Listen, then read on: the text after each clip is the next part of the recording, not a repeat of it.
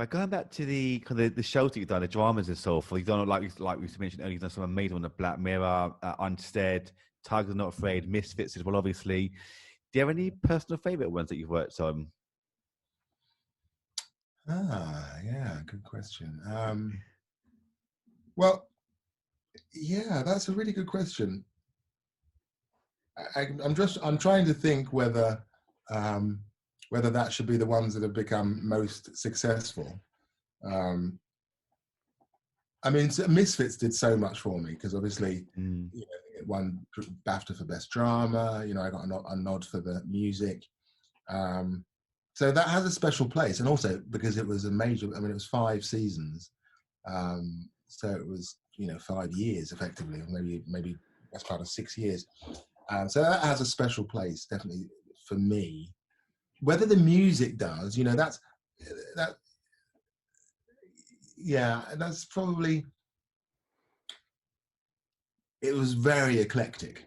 So I mean, there's 2 albums that I did soundtrack albums based from the music, and it's you probably, if you delved into it at all, it's orchestral stuff. There's some rap. There's some, it's all over the place. So yeah, some of the music on that, it was a joy to write. Then the Black Mirror was a much more homogenous sound. So I loved working on that. The director Aaron Harris, great guy, and we worked on Misfits was the first thing we worked on, and I really enjoyed that because creating sort of something slightly different sounding, and that really complemented the piece, and that has that kind of,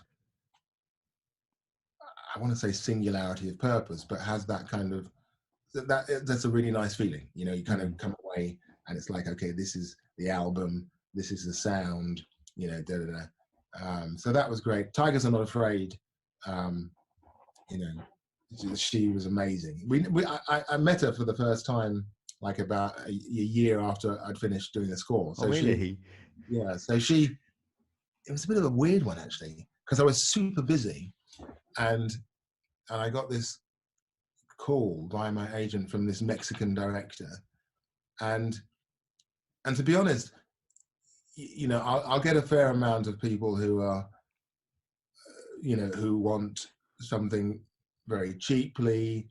They haven't got a budget. I'm sure, as a musician yourself, you're aware of those sort of calls where you go, I'd love to do it, but when you say you've got no money, do you mean you've got zilch? Or do you mean you've got like a bit? Anyway, so the sort of first point of contact, her agent to my agent, and the sort of the no money thing, and it was like a Mexican filmmaker. I was thinking, okay, I'm super busy. I'd love to do this, but maybe this isn't going to happen. But that no money wasn't no money. It was a decent budget, and she was great.